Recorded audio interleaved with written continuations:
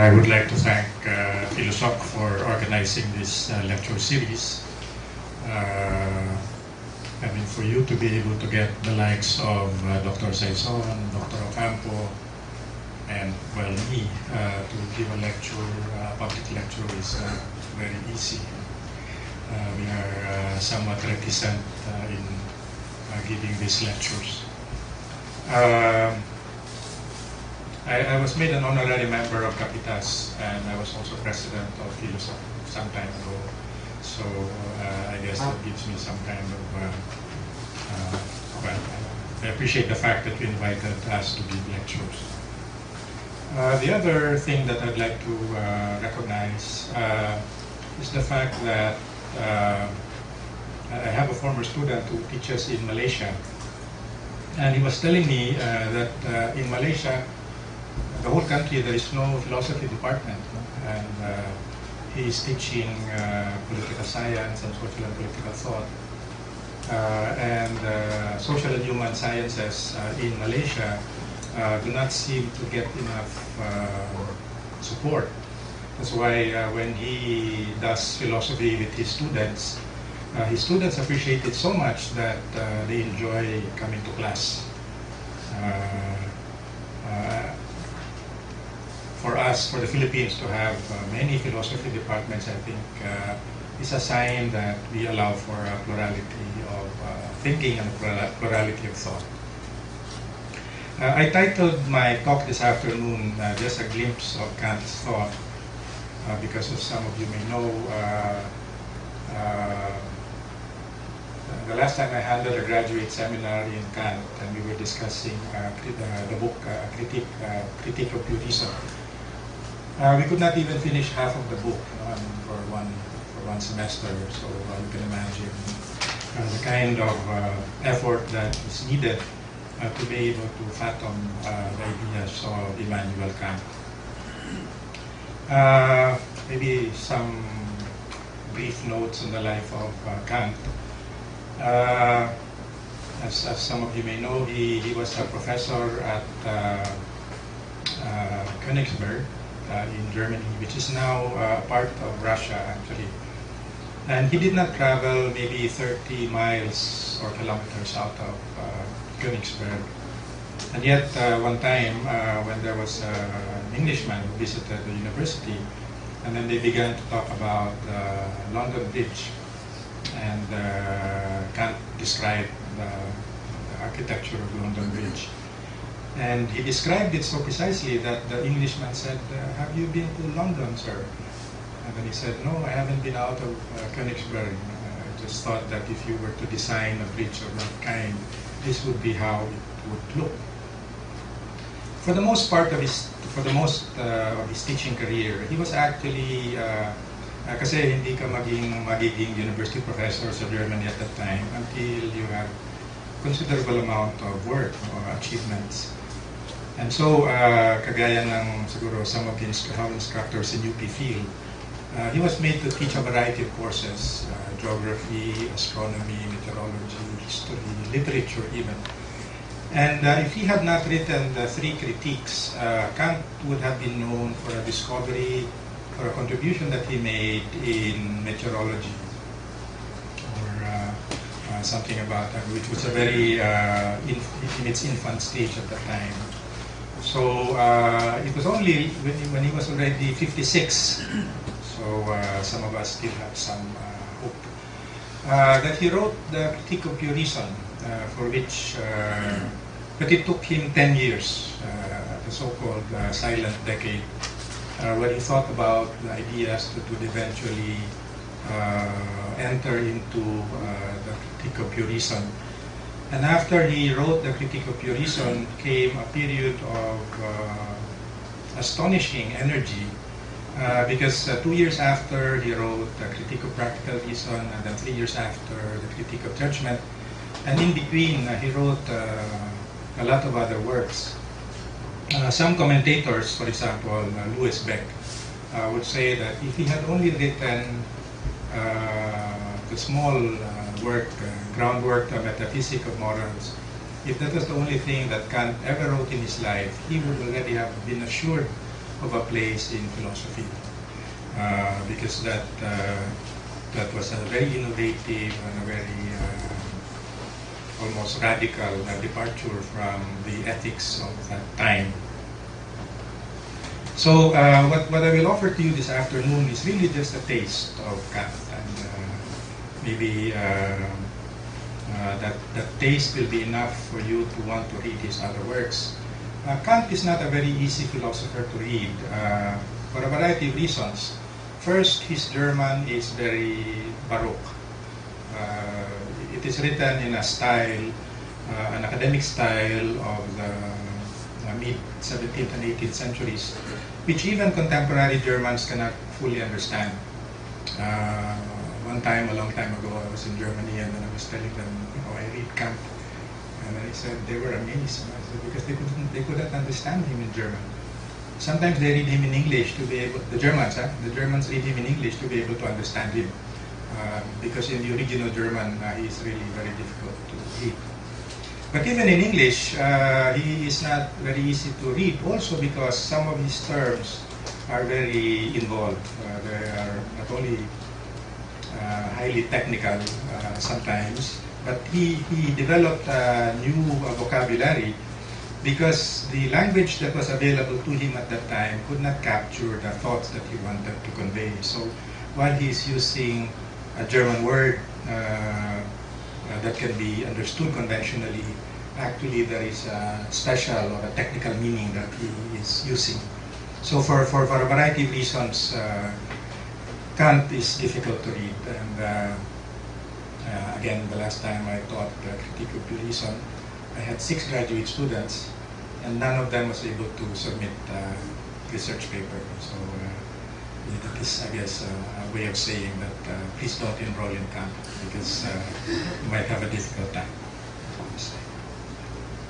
So I will start immediately and go into deep waters.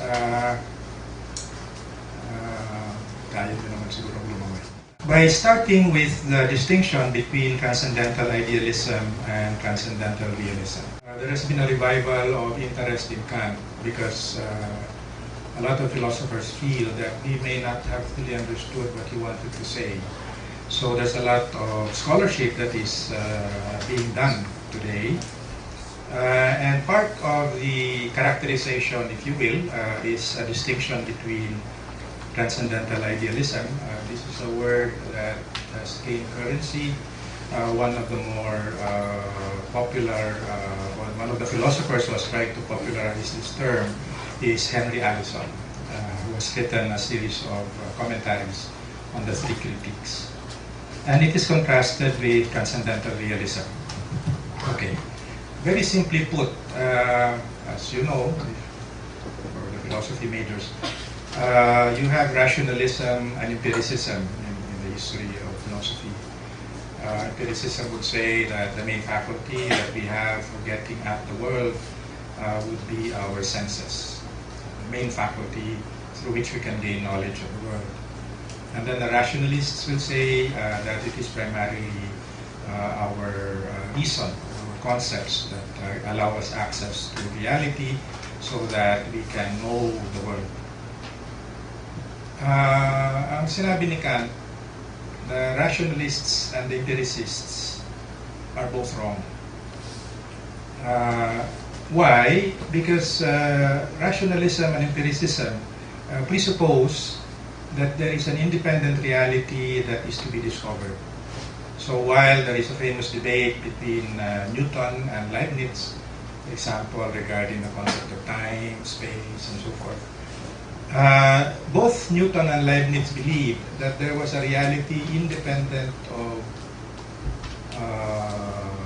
human beings that could be discovered or could be accessed through certain investigations or certain kinds of inquiry.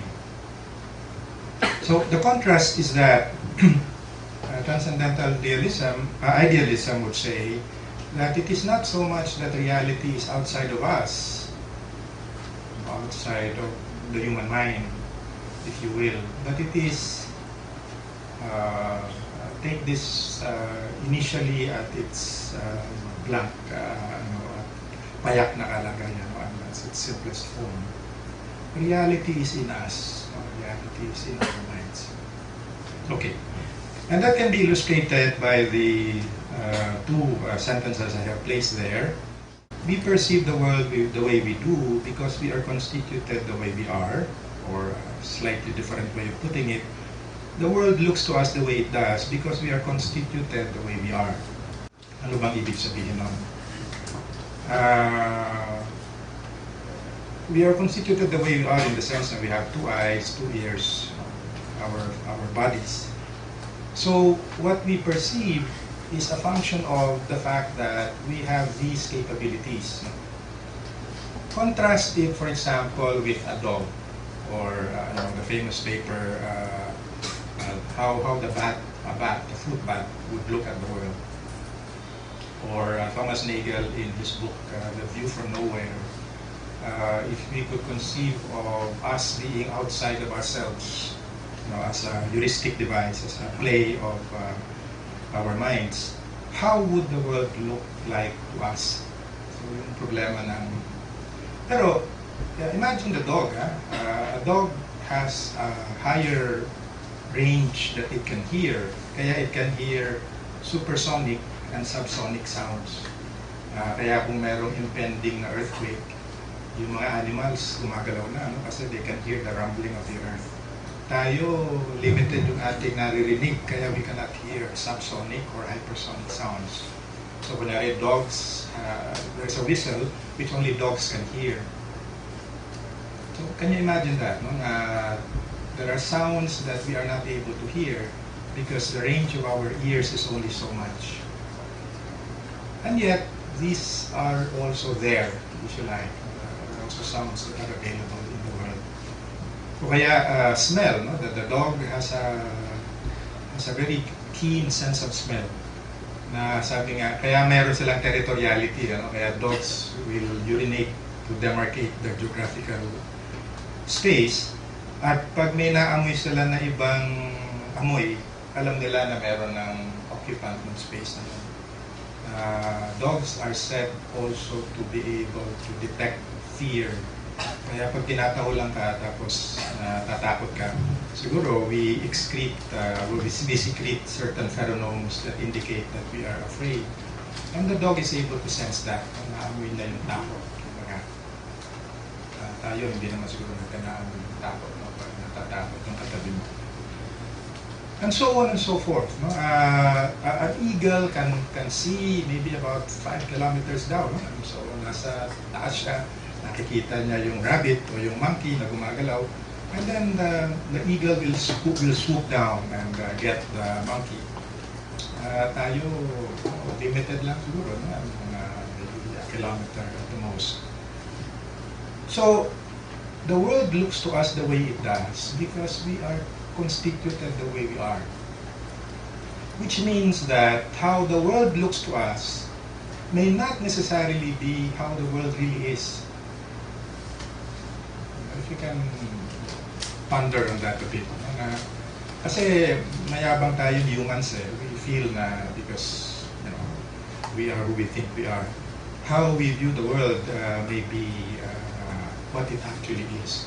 Pero unang sinasabi ng transcendental idealism, we have to be able to, in a way, de-center, not put human beings at the center, and consider that human beings are just one, or maybe one reality or one source of knowledge among so many others.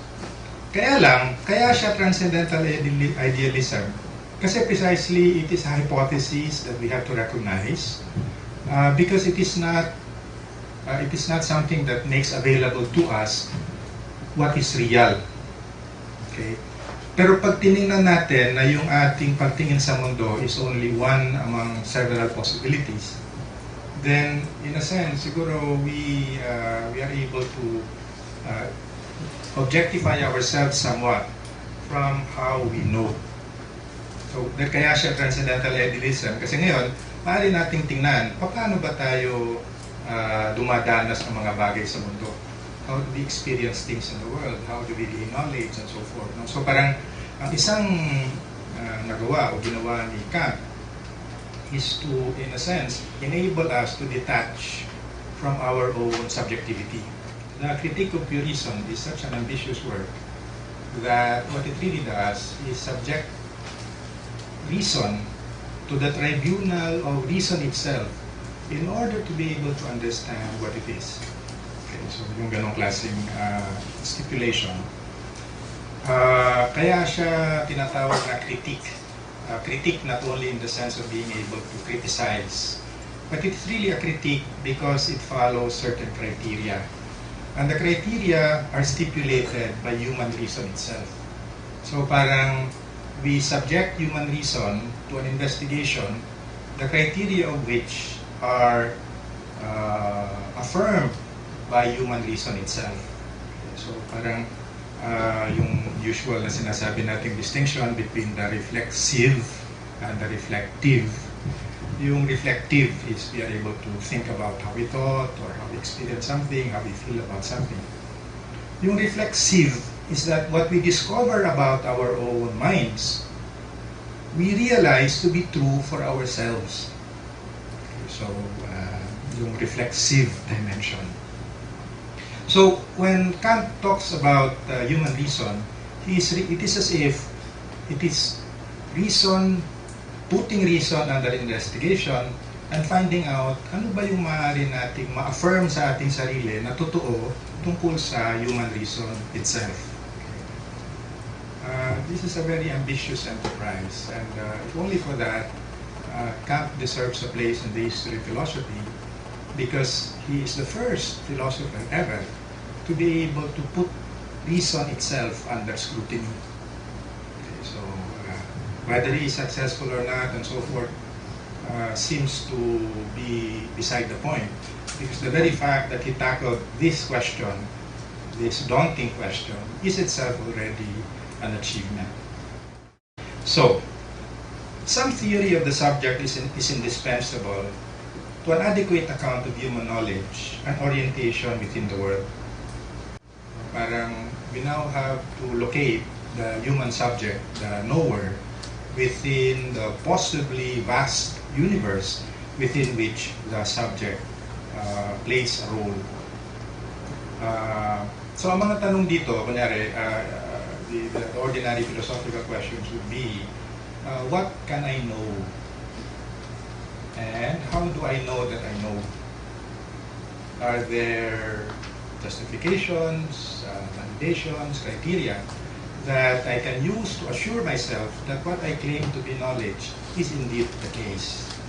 So the enterprise is to be able to provide ramparts or warrants to our claims regarding what we know. Okay, so ganon kataas yung kanyang wager.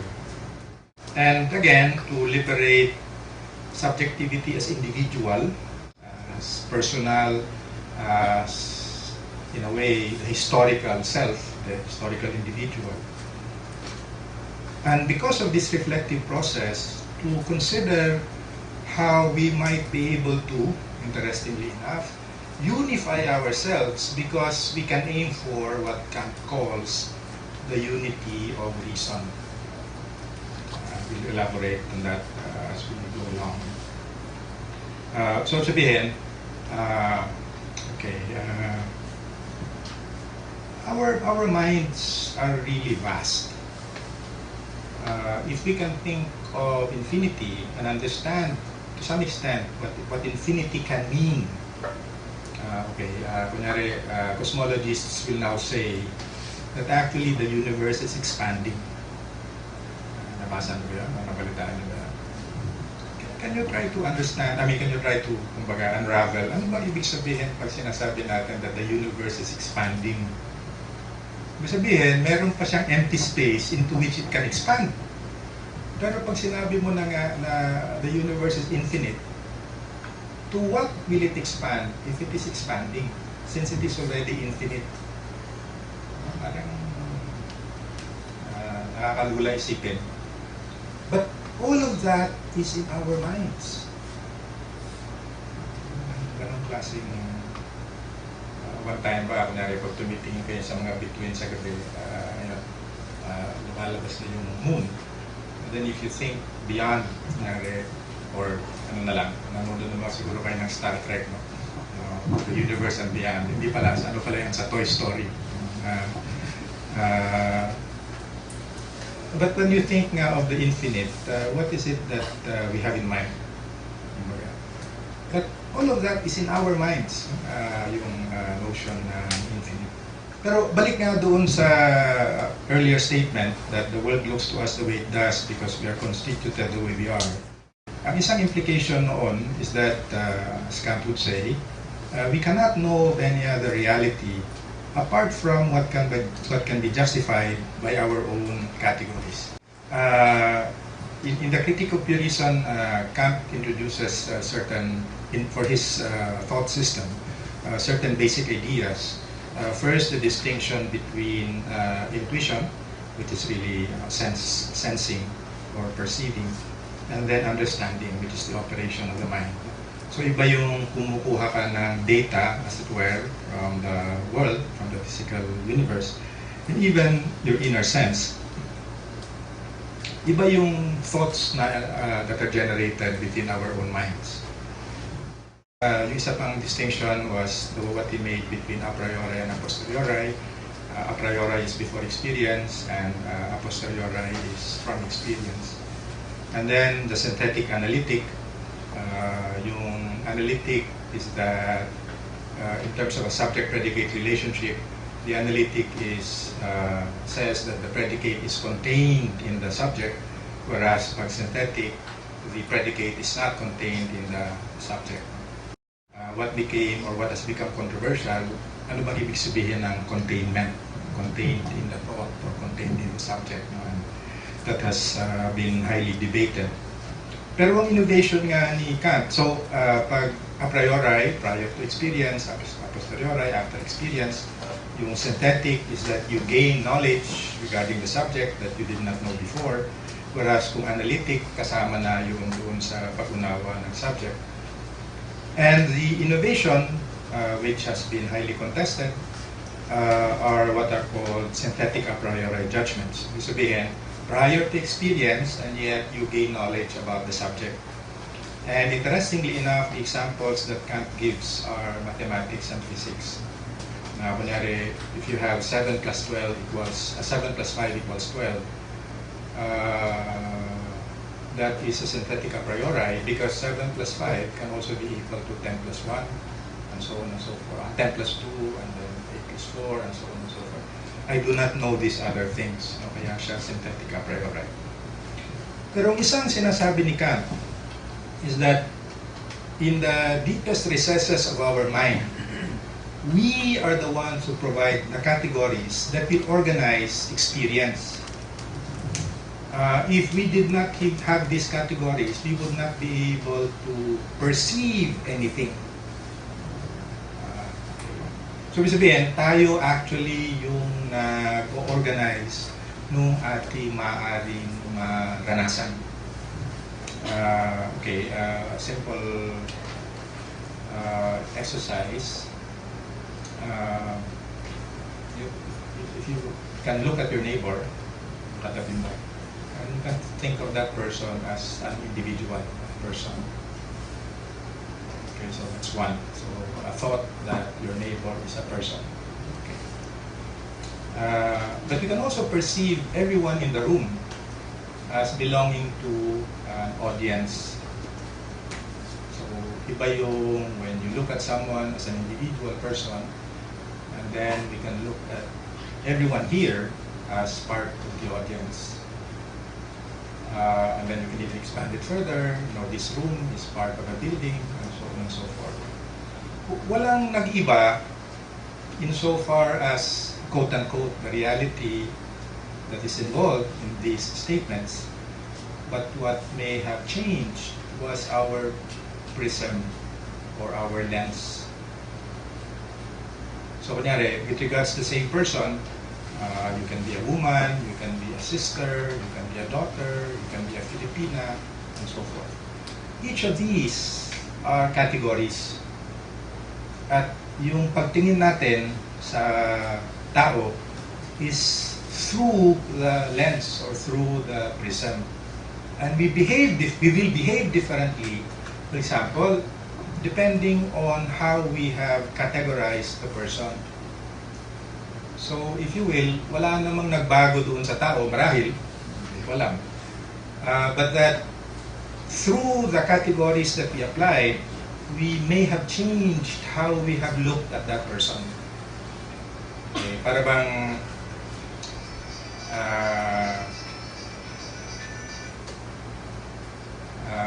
kunyari pag sinasabi natin sa Filipino na nag-iba na yung kanyang pagtingin. Sinasabi natin, nag-iba na yung kanyang pagtingin. It may have been the same, you're talking about the same person, but you look at that person differently. What changed? What changed really primarily was just that we looked at that person differently. Okay. Yun ang example ng may nabanggit ako ditong schemata. You can look at one person as a unity, and then you can look at different persons as a plurality. But the plurality can also be looked upon as a whole, as a totality. So, in a way, what may have happened is that depending on the lens or schema that we use, we will have allowed ourselves to see and understand a different reality. Ang punto dito is that we need this schema in order to be able to organize what we perceive. Maybe that's even a poor way of putting it. We cannot perceive anything without it being organized by schema. Ang pinaka-primordial na schema na binabanggit ni Kant is the concept of an object. What is an object? Or even who is an object? Kasi doon sa object, nagkakaroon ng unification, if you will, of all that can be talked about in the object itself. At because we have a concept of an object, well, let me take a few steps back. One of the important things that Kant talks about is what he calls the transcendental unity of our perception. The transcendental unity of our perception refers to our ability to be aware of a totality of what we can perceive. So, kunyari, ngayon, at this very moment, ang kasama sa aking perception, transcendental unity of perception, is all that I could possibly experience within this room. Kasama kayo. The other side of it is that because I am aware that I am able to synthesize all of these in one perception, I become aware of myself. But I become aware of myself because there are objects that I can perceive. So in a sense, what enables me to identify who I am is because there are objects in the world that I can identify. So yung relationship ng knower and the object of knowledge. So merong ganong classic interaction. So yun, yung point na we cannot perceive without schemata. Siguro I will illustrate that a little bit more. Different languages will provide different schemata. Kaya kunyari, sa mga higaunon sa Northern Mindanao, yung kanilang color scheme will not be green, red, orange, and so forth. Although siguro nakikita nila yun. Ang matingkad sa kanila, actually dalawa lang. Kung sino sa inyo yung Bisaya, maintindihan nyo siguro ito. Itum, which is not really black, pero intensity. At hindi itum. So, ang itum, kunyari, would be deer or wild boar, kasi intense yung kanyang color. O kaya yung dahon, kasi intense yung kanyang color and so forth. So, can you imagine na itong mga tao ito, ang nakikita nila hindi brown, green, and so forth, no? Ang nakikita nila yung intensity ng color. They would not have names for, fuchsia or so forth. So, ang point nito, yung pag-perceive natin ng ating mundo, kailangan ng schemata. then we come to, I'm really short-circuiting a lot of issues. Ang sasabihin ni Kant is that we can only perceive the world nga according to our schemata because we are constituted the way we are, and there is so much that we will never ever know. So kasi yung tanong nga, how do we know and what can we know? If the schemata are what enable us to view reality, then what we are able to perceive will be a function of the schemata that we have. Which means that there may be other things that we will never ever be able to perceive. Kaya he makes a distinction between phenomena, that which is available to us because we are constituted the way we are, and noumena. Yung noumena is an intellectual concept, because it is not something that you can perceive. What human beings share, and he mentions this regardless of human languages that we have. Kasi it seems to be a universal phenomenon, kunyari, it seems to be a universal phenomenon that are shared by human beings, regardless of their culture, that we can engage. That's why we can translate from one language to another. Pero ano ba yung noumena? Kasi kung we're talking about what is on this side, if you will, of the epistemic divide, dito yung pwede natin mapag-usapan kasi meron tayong mga kategorya para pag-usapan ito. And yet beyond that, there is still so much that we cannot know. Sasabihin na lang ni Kant na we just have to remain silent about those things. Let me go back to an earlier example. Kung ganito yung pag-perceive ng dog, at hindi natin maaring makita ang mundo mula sa mga mata ng mga aso, and yet that which the dog sees and perceives is also in the world, part of what is available here. Hindi naman ibig sabihin na, kunyari, nakikita natin yung aso na ganito, hindi natin malalaman ever kung paano tayo nakikita ng aso. But we are in the same quote-unquote universe. Nakikita natin sila, nakikita nila tayo. Commensurable ba yung ating perceive, yung ating nakikita? We will never know. Sometimes you will even say, maski nga dalawang tao, madalas hindi nagkakaunawaan. Maski parehong wika na yung kanilang ginagamit. I would even dare say that two people who are engaged in the most intimate activity you can ever imagine will not experience the same experience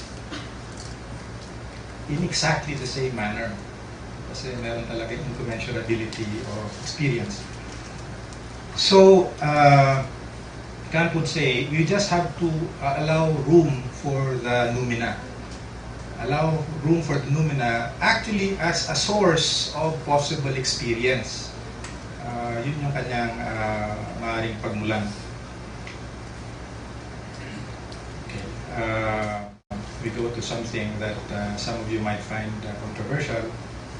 God, world, and self.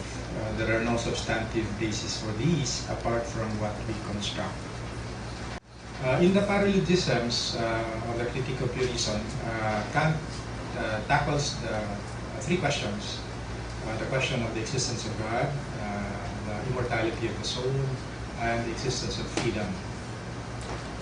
And the paralogisms are very instructive because Kant is able to derive proofs for both positions, that God exists and that God does not exist. Pareho he's able to prove it. Ganon din with immortality, ganon din with freedom. You know what logical device that is? Pag na-prove mo na tama yung parehong sides, anong ibig sabihin nun? That is what is called reductio ad absurdum. You have reduced both positions to absurdity, which means, what does it mean? That the question is false. You cannot know whether God exists or God does not exist. You cannot know that soul is immortal. You cannot know that there is a self. Which consequently means na when people do believe that there is a God, ito na yung tinatawag ni Kant na rational faith. It is not something that we can prove to ourselves as knowledge, but we can hold them as important beliefs just the same. Because, and this is now in the critique of practical reason, we have the possibility of choice, even if we do not know. So that is the conclusion. Just to illustrate what maybe to give us a better sense of what Kant may have deduced about reason, he writes about rules for thinking in the Critique of Judgment. The Critique of Judgment, well, the three critiques are actually Platonic in the sense that the critique of pure reason is about truth, the critique of practical reason is about the good, and then the critique of judgment is about what is beautiful. So he's Platonic in that manner. In the Critique of Judgment, which Hannah Arendt, in a way Hannah Arendt has also followed the three divisions that Kant makes. And in the Critique of Judgment, but Hannah Arendt was not able to finish her deliberations on the Critique of Judgment. There are three rules for thinking that Kant talks about. First, think for yourself. Siguro magtataka kayo, bakit kailangan sabihin think for yourself? Ano bang ibig niya sabihin na think for yourself? Kant was one of the movers of German Enlightenment as a reaction precisely to the ideological and the dominant theocratic thinking of his time.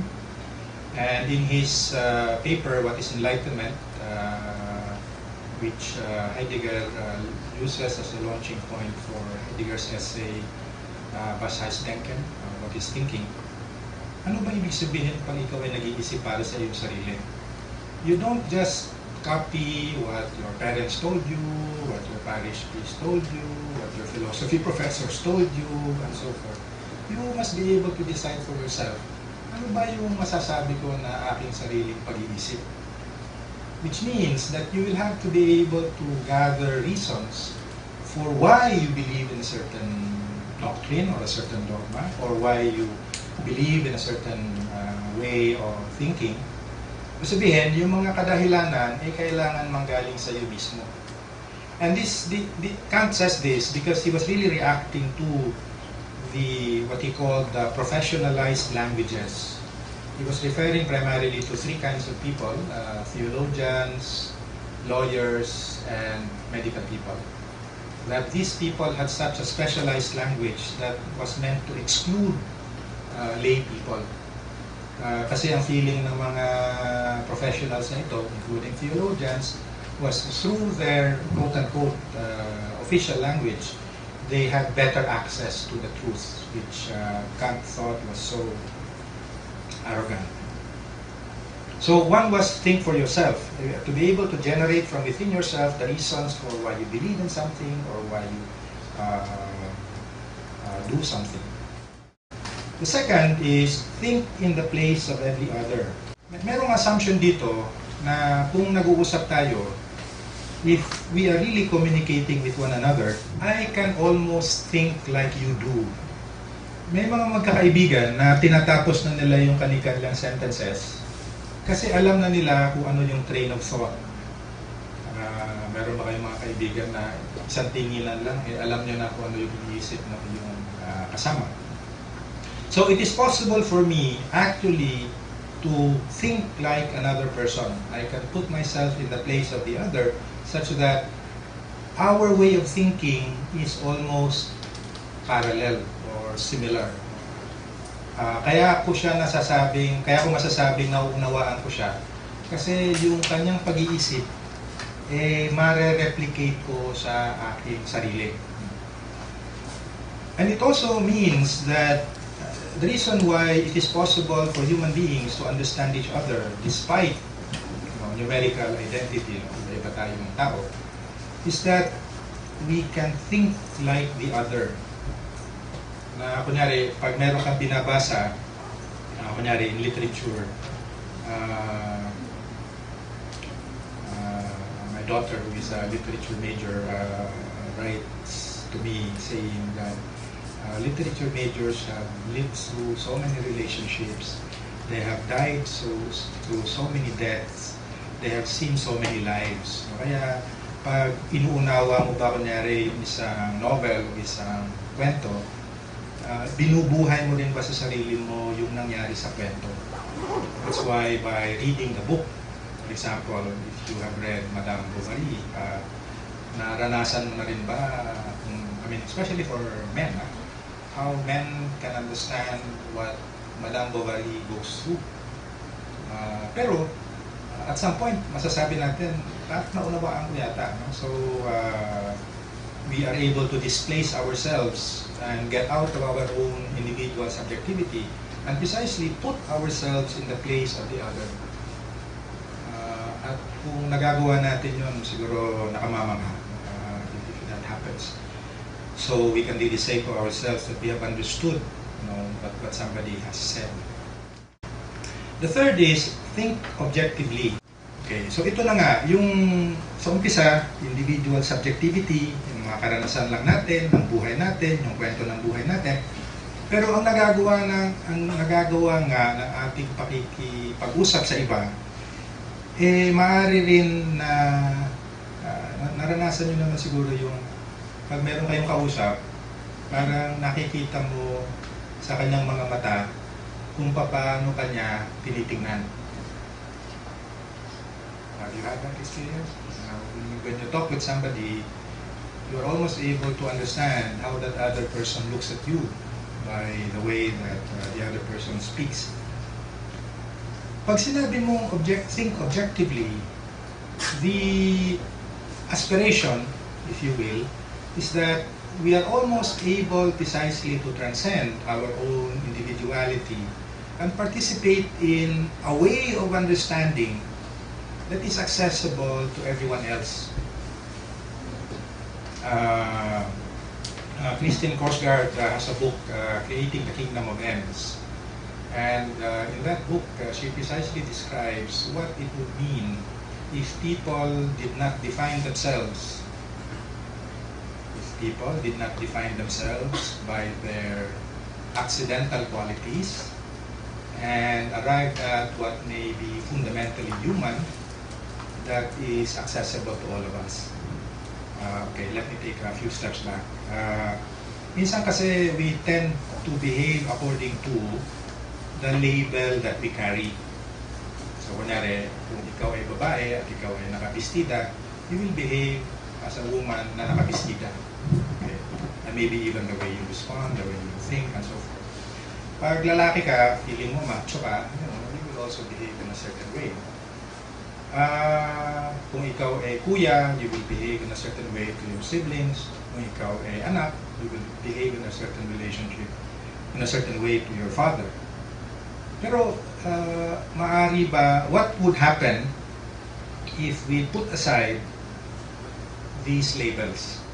If I did not think of myself with these accidental qualities, kasi biological accident lang naman na ikaw ay naging babae o lalaki, ikaw ay naging panganay o bunso, ikaw ay naging Pilipino o Amerikano, and so forth. All of these are quote-unquote accidental qualities. If it was possible for us to put aside how we think because of the labels that we carry, what would remain? How would we think? Yun ang approximation ni Kant ng thinking objectively or being an end in myself. So, if we are able to conceive of the unity of reason, given the example that I gave, that would be an instance of what objectivity will be like. We also have to be able to ask ourselves, and we are able to do this, I think, because we can pursue our thinking to its logical conclusions. What would be the most stringent criteria for objective knowledge? But objective knowledge is what we will be able to stipulate for ourselves given the outer reaches of what human reason can have access to. That is a mouthful. Pero ang point lang doon na what would be the most stringent criteria for objective knowledge. And then, is it possible to transcend a form of subjective life, individual, limited, personal, and fulfilling another, fully human experiences, because these are available to us when we exchange stories with other people, and for these to have universal expressions. That we are able to communicate to one another what might possibly be a universal, an objective way of understanding based on our own constructs of what we will consider to be reasonable and objective. And finally, that we as humans construct the world we live in. It is we, humans, who have developed human language. We have intervened on the natural world in the way that we have, such that the world as it is today, what we have constructed of human civilization on the planet, is something that we as humans have been able to construct. And that stands apart from us as a way of mirroring, maybe, is this the best that human beings can come up with? Because all that we have created of the world, I mean, technology, this building, our systems of governance, our national institutions, all of these have been constructions as human beings. Okay, thank you. Yun nga yung what is really behind the distinction between transcendental idealism and transcendental realism. For example, Newton felt that nature had an existence that was independent of the human mind. The same with Leibniz, thought that when you talk about monads, it is not possible for one monad, one human being, to be able to encompass the other monads. Ang sinasabi ni Kant dito, to the extent that we can understand what it means for somebody to say that reality is independent of the human mind, to the extent that we can understand what it means for a human being to say that reality is independent of human minds, we have already encapsulated that thought within our own way of thinking. Whatever idea we have of God, is a human construct. And hindi sa anthropomorphic or anything. Just that idea that we have, whatever we have of God, however we conceive God to be, that is a human construct. God, at a certain point, it is really futile to talk about God if we fully understand what God means. Because to try to encompass under human categories what God truly is to be arrogant. No matter what you say about God, benevolent, infinite, and so forth, the very fact that you try to talk about God is arrogant. Wittgenstein was even more extreme. He said, just be quiet, just be silent, and you cannot talk about these things. Because to try to do so is arrogant. So, the endless debates regarding, the theologians engage in, is purely a human enterprise. It does not have anything to do at all with the reality of God. Kasi you try to subsume under human categories someone or a reality that might be beyond precisely human categories. So, kumbaga, kaya sinasabi ni Kant na rational faith, kasi rationally, we cannot prove the existence of God, nor the non-existence of God, which really means that we shouldn't even be talking about God at all. We cannot claim any knowledge about God. Kaya theologians, what you are doing is futile. Or you are just really, it's an emotive exercise. No? You're just saying, you love God, you love your God in this way. You adore your God, the God that you have constructed. But that does not have anything to do at all with what might be possibly the reality of the infinite. Okay, the other side of it, and I hope you don't get too astounded. But because it is possible to experience what might be the divine, because it is possible to experience what might be the divine, that Kant was a pietist. He was a very extreme, very pious person. Pero he disdained the institutional church. Sabi na, all of this is... but he felt that this is not language that he himself uses, but he felt that in each human being was the spark of the divine. Because we can have a taste, if you like, of what might be the infinite. Pero, quiet ka lang. Hindi mo na pwedeng ipagkwento yun. Kung talagang naranasan mo. So, yun. Maybe I can use the phenomena-numena distinction. Presumably, in all human beings, there is the possibility of experiencing phenomena and noumena at the same time. But noumena is precisely indefinable. It is not possible to put it under human categories. It is also infinite and open. Sabihin na in each human being, there is both the phenomenal and the noumenal. And if the noumenal is there, then there will be infinite possibilities for that person. Ano yung ibig sabihin ng infinite possibilities? Kasi sometimes we can limit our options on the basis of the categories that we apply to ourselves. So kunyari pag sinabi kong hindi kasi ako nakatapos ng college, so hanggang dito lang ako. O kaya mga magulang ko kasi mahirap lang kaya hanggang dito lang kami. But these are self-imposed obstacles or self-imposed limitations. There have been a lot of people who have made a lot of themselves, a lot of what they had, but they did not allow their accidental and contingent qualities to become limitations.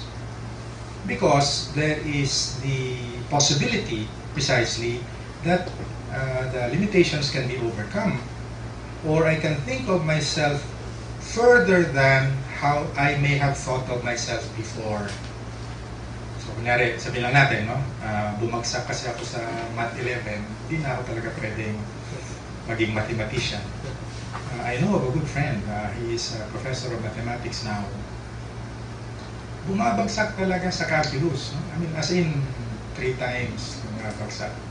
And then he decided, sabi niya, no, I really have to master this. Nag-doctorate in mathematics. Ang kanyang specialization pa ay prime numbers. So he did not allow his history, quote-unquote, to become a limitation. And so forth. Marami mga ganong klaseng kwento. So parang I think of myself much more than how I may have been conditioned to think of who I am. Kasi within me is the possibility of thinking beyond.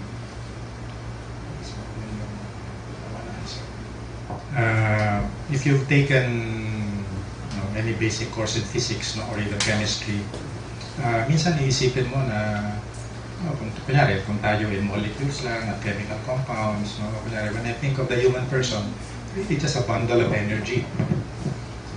So when I talk about human dignity, human dignity ba yung pinag-uusapan natin dito? Kasi material being lang yan, with chemical and physical properties. The way that I will look at the world, because of the categories that I have from the natural sciences, will be different. So, kunyari, if I look at natural phenomena, I will understand it as, kunyari, biomass, people have to die so that molecules, carbon molecules will be liberated that can be used for other beings. And I can perceive the world in that way. And that way of looking at the world is the language that a certain epistemic community, in this case physicists and chemists, will look at the universe. Kaya nga, pag pinag-usapan na natin yung iba pang paradigm for looking at reality, you will have to shift gears. What I'm saying is that there can be different ways of describing, presumably, the same reality. And in fact, because we have different ways of describing what we would like to label as real, what we might have generated precisely are really just parallel universes, no? Or parallel realities. Pero nakakapagtaka doon, yun nga, nakakapag-usap tayo. We can communicate in this way. Could it be that our way of understanding is precisely not limited to only one language or one way of looking at the world, but precisely we are such marvelous creatures that we can conceive of the world in so many different ways and we can communicate this to one another. Hindi naman sa we will try to have a unified theory of reality, no? Parang tapos na yon yung project na yon. What we might want to have is the unity of reason, na medyo mas malawak, na kung ano ang maaring saklawin ng human imagination can be part of the unity of reason. And that is a lot. Parenthetically, may I say that it may not be obvious to philosophy majors na may function pala ang philosophy.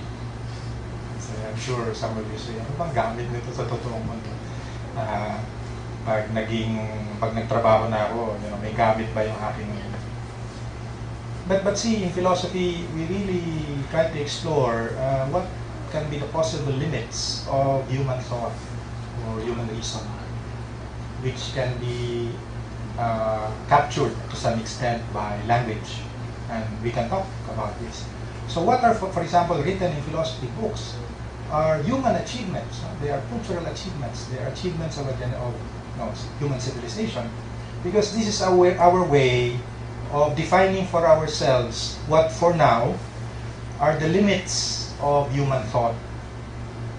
And to that extent, we will have been able to, siguro, quote-unquote, name the world, give it a name or give it a language. At lalo na pag napapag-usapan natin,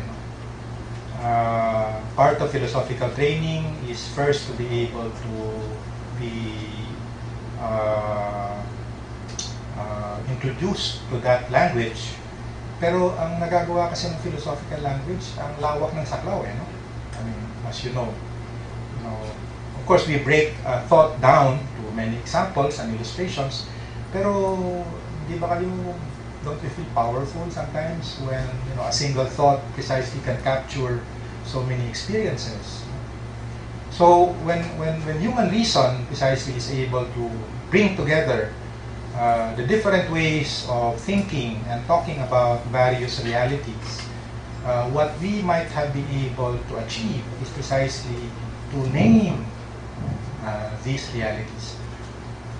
Ang objective ni Kant, which was truly ambitious, was unity of reason. The most that human beings could conceive of and that could be captured by human categories. And if only for that, I think the enterprise is very laudable. The attempt to do it. Yes. That is where...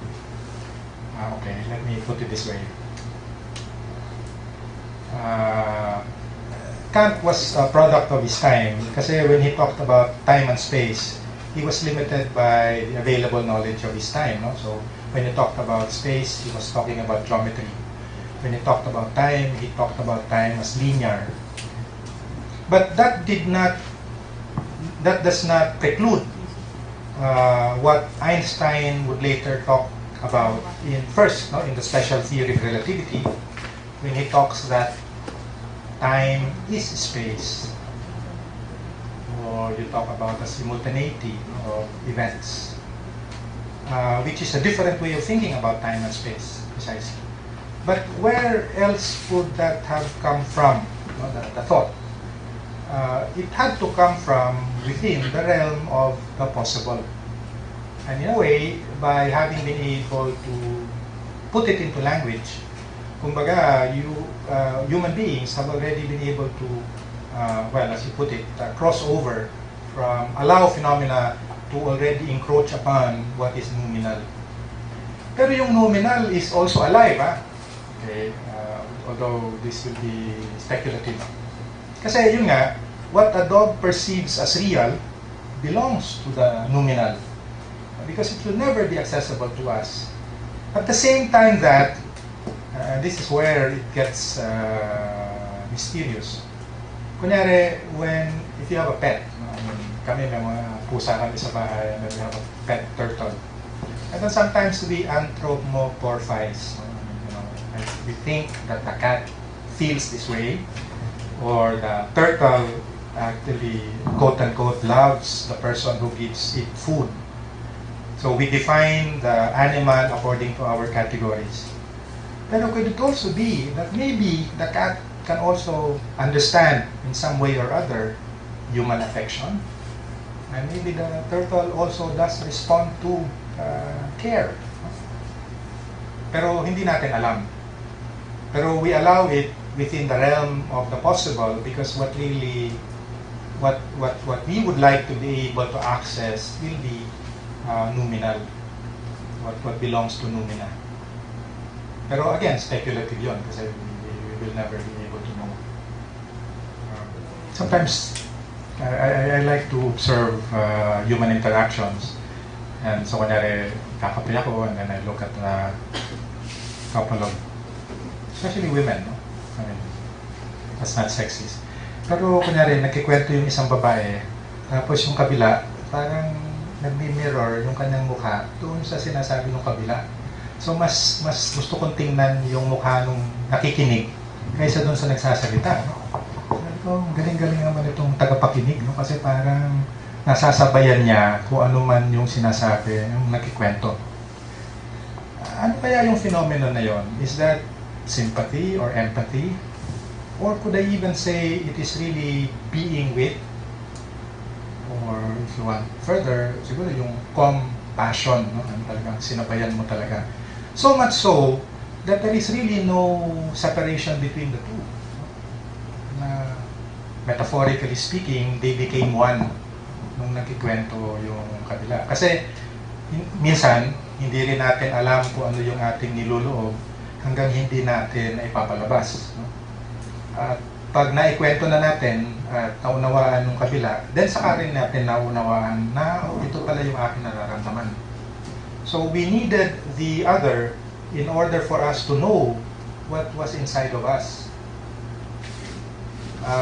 And in that moment of real communication, there was no separation between the two.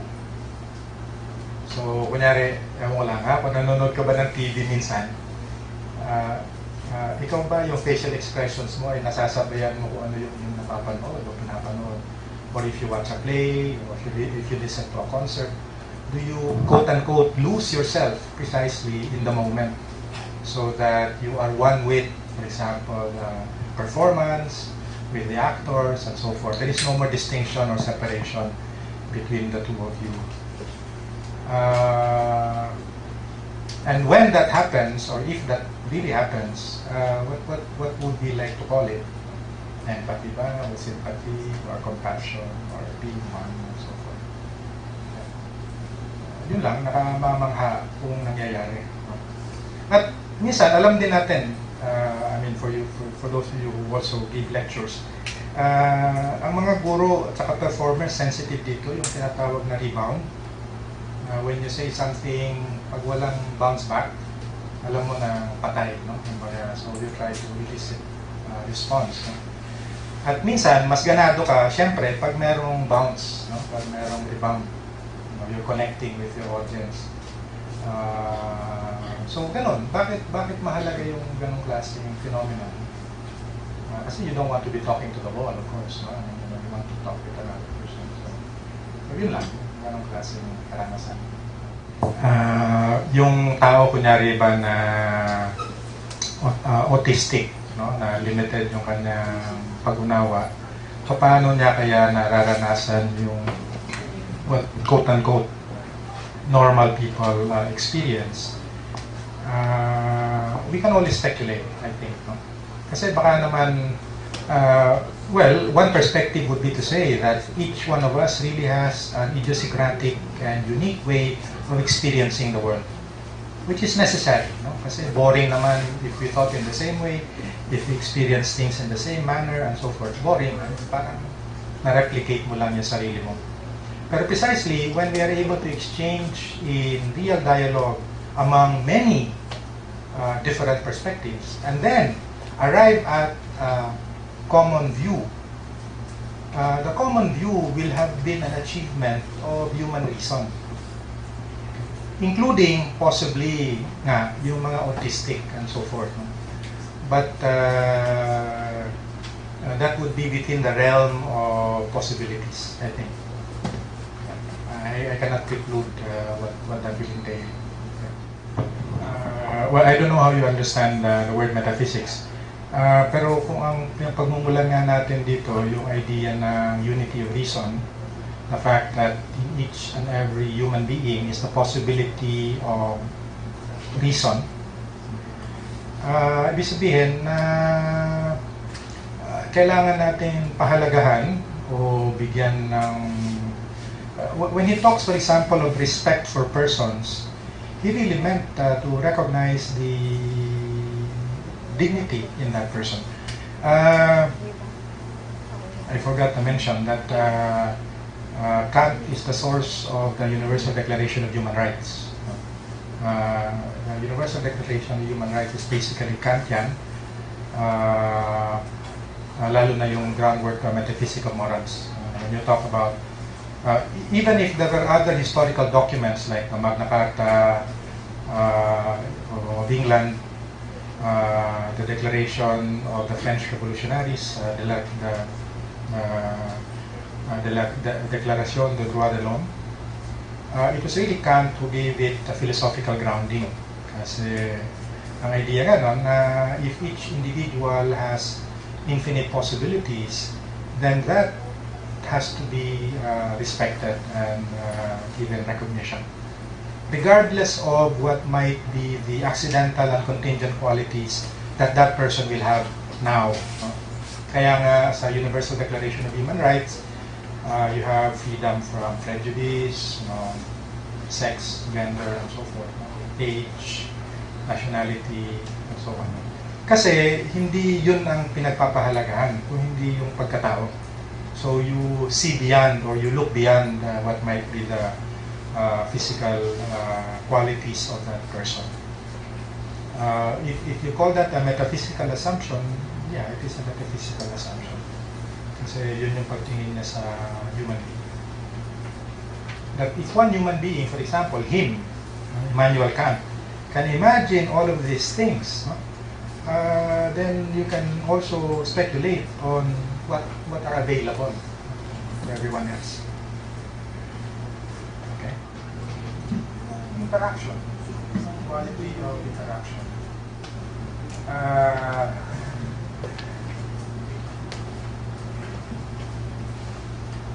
I think we are talking of different beings in the sense na I wouldn't consider them as persons, robots, even if they are highly intelligent. Yung robot na nakakatalo sa chess grandmaster, for example, o kaya nananalo sa Jeopardy. Robot na gano'n. Which puts into question, of course, how you define a person. Yung tao ba na bulag, na paraplegic, and so forth, hindi na sa makag-interact, person pa rin ba siya? I don't know if you've seen this movie, The Butterfly and Guiding Bell. It's about a person, totoo ito may French editor na nagkaroon ng stroke. Yung nagagalaw na lang niya, yung kanyang left eye. So yung tinatawag, yung phenomenon ng lock-in. Mayroong tao sa loob pero hindi siya maka-communicate. So ang means of communication na lang niya, yung kanyang left eye. And they devised a way of communicating with him para bawat letter na identify niya. He was able to write a book on that, using that. And then sinasabi niya na what defines him are his hopes and joys and fears, kumbaga, the human emotions. So if you talk about ito bang robot, o ito bang animal, or human, now we are talking about ano nga ba ang patatawag natin na essential human qualities. Is there such a thing na merong essential human qualities which are definitive of what we need as a man?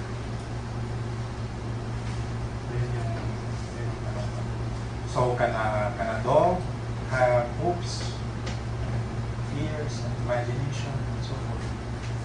Will a robot have these kinds of things?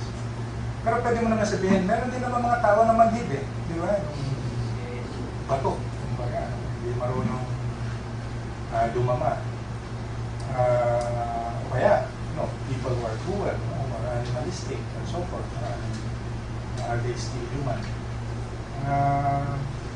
Well, continuing discourse yan. Bernard Williams has a book, Making Sense of Humanity, where precisely he focuses on this question. Ano nga ba yung ating humanity that makes us human? And it is an open question. It is defined once and for all. Yes. Yes. Siya yung nagbigay ng philosophical ground, He was not the one who originated it. Well, first, we don't divide it in that way, because even laws are human constructs. So it's not because you have a law that your rights are defined. Kasi, like take what's happening now in Egypt. They have had a repressive government for 30 years, which has limited their exercise of rights. And yet, precisely, it is people who say we will not allow ourselves to be limited by this conception of what our rights are, because we are asserting what we think are our rights. Kailangan manggaling siya mismo doon sa nag-assert na rights. Because rights are not out there, so to speak. They have to be in us. Otherwise, they will have no reality. Kunyari, kung pakiramdam mo, for example, there are people who are trafficked. In certain countries, you would be surprised. People are actually bought and sold. I can have you for 1,000 pesos. But because I do not have a conception that I am a human being, and I should not be shackled, I should not be an object. If I do not assert that for myself, it will not be a reality for me. So to the extent that I say na hindi ako bagay, hindi ako object, but rather I am a human person, then to that extent, for me, that will be what my reality will become. Kung hindi siya, yun nga yung siguro fundamental na ayaw ni Kant, yung pag-iisip na nasa labas siya natin, nasa labas ng kaisipan, nasa labas ng ating karanasan, and so forth. But rather, when you talk of human autonomy, kaya nga think for yourself, kasi it has to start with the person. He has to be autonomous. Autonomous meaning self-initiating, self-propelled, and so forth. Nagagaling sa kanya. Even if I tell you that you have all the rights in the world, but you do not feel that you are worthy of these rights, you can still be a slave. But when these rights become real for you, regardless of what the obstacles might be, you will actualize what you think your rights are. Yung pagpapaalam niya, nagpapalagay si Andrea, was that autonomous choice or we feel compelled because of societal pressure. Sasabihin, ultimately, it is the individual who chooses. Kasi whatever we say, we are free. Even the most dire of circumstances. Alam niyo naman yung libro ni Frankel, ba? Yung Man's Search for Meaning. Pinabasa kasi ito ng mga professors. William Frankel, he was in a concentration camp, yung kapatid na, yung nanay na, pero he did not allow the circumstances to define his made-up. This is just an external circumstance. Within myself, I am free to define who I am. Yun ang assertion. Okay. Siguro, ang root word ng autonomy is self-acting or self-initiating. When you talk about self-initiating, ano ba yung maaaring maging self-initiating? Reason, of course, can be self-initiating. Can we talk of the person also as being self-initiating in this way? Ang isang pagtingin ni Kant sa freedom, kasi many times we are determined beings. The way we speak is determined by our upbringing, yung ating mga paniniwala, yung sociological socialization natin. But there are certain moments, precisely, when we are autonomous, we do not act according to how we may have been conditioned to behave in the past. What allows for that moment when, regardless of how I may have been conditioned before, I will choose to behave autonomously. Ngayon, sino ba yung nagpapasya, o ano ba yung nagpapasya ng ganung klaseng autonomy? Yung tao, yung reason, yung individual, and so forth. So when you decide na, all along, pagpalagay na lang natin, Romeo and Juliet, mga Capulets, opposing family, all along, merong clan war, and then all of a sudden I decide, tama na, I will behave differently. What will have enabled me to behave differently, to choose otherwise, to act as if I was starting a new chain? Meron din kasing expression na the power of one. Sa book entitled The Power of One. Pero yung mga kagaya na ginawa ni Nelson Mandela, Gandhi, and so forth, sila yung mga big stars. No? Pero whenever I choose not to behave according to how I may have been conditioned to behave in the past, have I become autonomous at that moment? Have I started a new chain, a new series of events? And in that sense, have I become autonomous? So yun yung one way of looking at it. Matindi ang freedom. We talk about it, but I don't think we really understand what it means. I don't think we really understand what being free means, in the sense na, is it always to rebel against something? Is it always to say na I can do whatever I like? It is hard for us to understand na when I recognize limits, I am actually being free. Mahirap mamamang identity. Precisely because I recognize limits.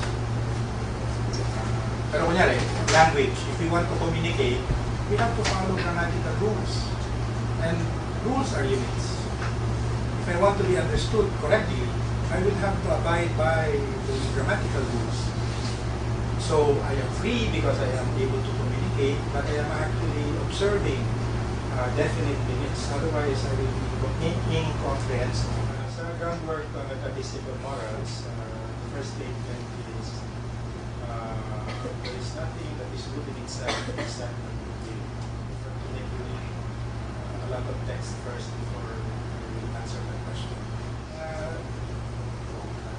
Para maunawaan talaga yung isang idea, kailangan natin maunawaan yung discourse. Kasi kung yung idea lang in itself, kung siya ay payak lang na gano'n, precisely there is the possibility of a lot of misunderstanding or even miscomprehension. Hindi ko lang talaga maintindihan.